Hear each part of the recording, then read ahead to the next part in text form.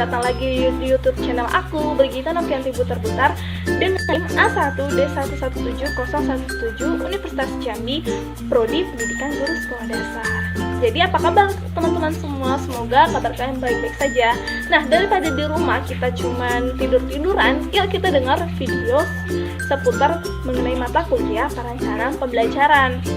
Nah, teman-teman semua masih ingat nggak video sebelumnya aku udah bahas apa? Ya, benar, aku udah bahas mengenai perangkat pembelajaran, yaitu silabus. Sekarang kita akan membahas perangkat pembelajaran yang kedua yang dipakai oleh guru, yaitu LKPD, Lembar Kerja Peserta Didik.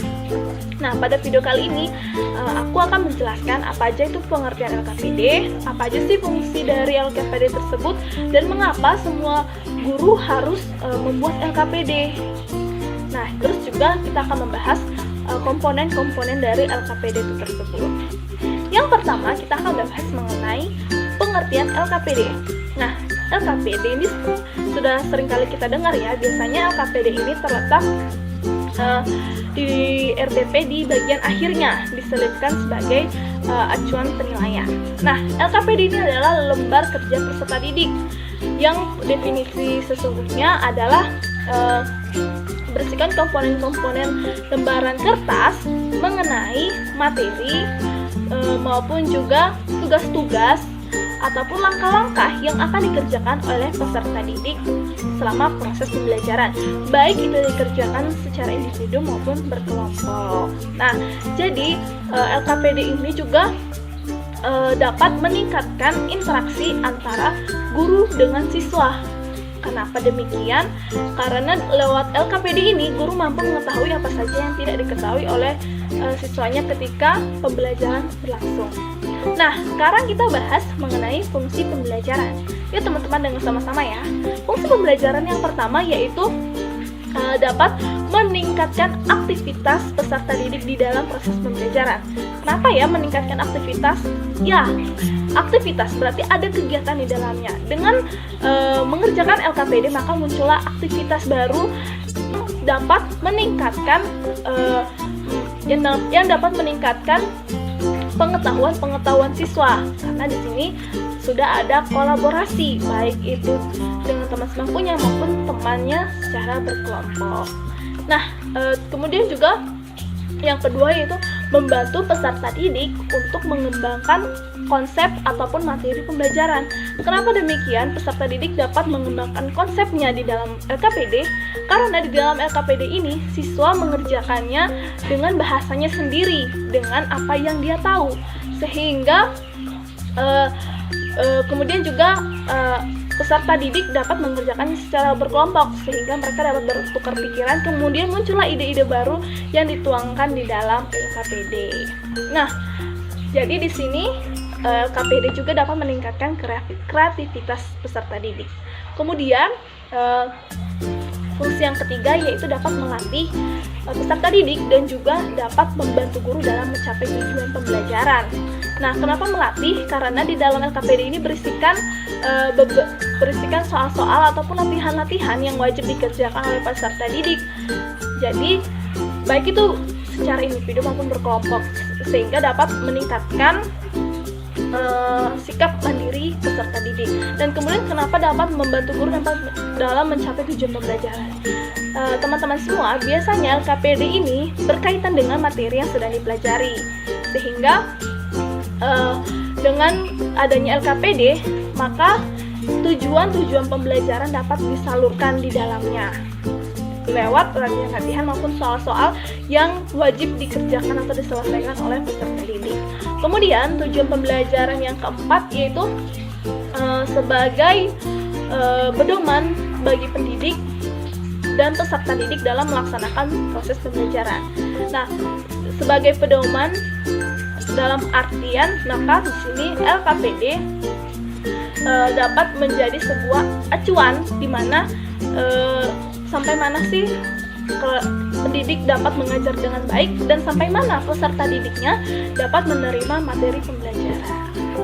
Kemudian fungsi pembelajaran yang kelima yaitu dapat menambah informasi bagi peserta didik tentang konsep materi pembelajaran melalui kegiatan belajar yang baru saja dipelajari.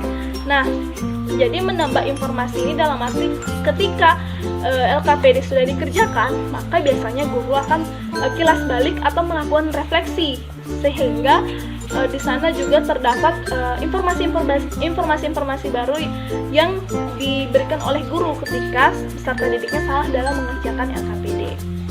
Nah, kemudian juga fungsi pembelajaran yang terakhir, yang keenam, yaitu membantu guru dalam mengevaluasi pembelajaran. Nah, kenapa ya LKPD ini dapat dijadikan sebagai bahan evaluasi guru? Seperti yang telah saya jelaskan tadi, bahwa LKPD ini berisi latihan-latihan maupun soal-soal, sehingga adanya benar salah di dalam pengerjaan LKPD.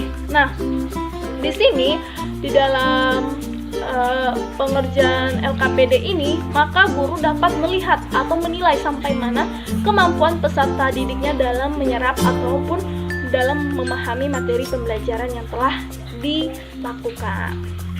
Terus juga LKPD ini dapat diselipkan sebagai bukti nyata ataupun bukti tertulis untuk bahan penilaian. Dan juga satu lagi fungsi LKPD ini yaitu dapat meningkatkan psikomotor peserta didik. Kenapa demikian? Nah, tadi kan kita udah bahas mengenai bagaimana fungsi LKPD itu sendiri. Ketika peserta didik melatih soal, berarti di situ ada masalah yang harus dipecahkan secara mandiri. Maka di sana aspek psikomotor sangat-sangat dipakai di dalam penilaian LKPD. Nah, demikianlah fungsi dari silabus, demikianlah fungsi dari LKPD. Sekarang kita masuk ke komponen-komponen LKPD. Teman-teman semua pasti penasaran kan apa aja sih komponen-komponen LKPD?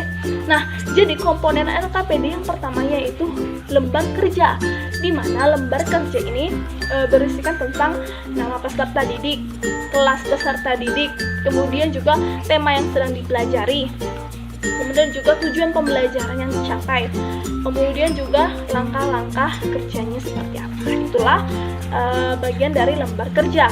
Kemudian yang kedua dari komponen LKPD ini adalah lembar jawaban. Nah, ketika ada soal, maka otomatis ada lembar jawaban untuk mengkoreksi lembar kerja yang telah diselesaikan oleh peserta didik. Kemudian yang terakhir yaitu penilaian. Nah, ketika ada benar salah, maka otomatis adanya penilaian sejauh mana peserta didik mengetahui pembelajaran yang telah dilakukan. Jadi dari ketiga ini yang diberikan kepada siswa yaitu lembar kerja. Nah, kemudian yang dua yaitu yang mengenai lembar jawaban dan penilaian dipegang oleh guru yang memeriksa atau mengkoreksi, kemudian dilakukanlah penilaian. Nah, baiklah teman-teman semua, pasti kalian juga penasaran ya seperti apa format dari LKPD tersebut. Yuk kita simak penjelasan berikut ini. Baiklah teman-teman semua, di sini sudah ada contoh LKPD yang telah saya siapkan. Di sini kita bisa lihat formatnya seperti apa. Yaitu yang pertama ada identitas, di mana ada nama siswa, kelas, tema, tujuan pembelajarannya apa, dan kemudian yang kedua ada langkah-langkah kegiatan yang harus diikuti siswa untuk mengerjakan soal. Nah, di sini ada contoh soalnya, kemudian inilah soal-soal yang harus dijawab oleh siswa. Jadi demikianlah format LKPD, cukup simpel, namun di sini sangat diperlukan kejelasan di dalam pembuatan soal agar peserta didik juga tidak bingung dalam mengerjakannya. Baiklah teman-teman semua, tidak terasa kita sudah di akhir video. Jadi demikianlah materi kita pada hari ini mengenai LKPD, lembar kerja peserta didik. Jadi kesimpulannya di sini LKPD sangat penting disiapkan atau dibuat oleh guru guna mencapainya suatu tujuan pembelajaran yang diharapkan. Dengan LKPD ini juga dapat dijadikan sebagai penilaian yang otentik, karena peserta didik mengerjakannya secara langsung dan dinilai langsung oleh gurunya. Jadi demikianlah video yang bisa saya buat pada hari ini. Semoga dapat menambah pengetahuan untuk teman-teman semua yang ada di rumah. Dan jangan lupa untuk terus belajar mengenai perencanaan pembelajaran ini, selalu dipahami, apalagi kita sebagai pendidik yang sangat-sangat membutuhkan informasi seperti ini. Dan jangan lupa bagikan video ini ke teman-teman kalian semua, sehingga teman-teman yang lain yang belum tahu akhirnya menjadi tahu apa itu mengenai LKPD. Terima kasih untuk waktunya, sampai jumpa di lain waktu. Dadah!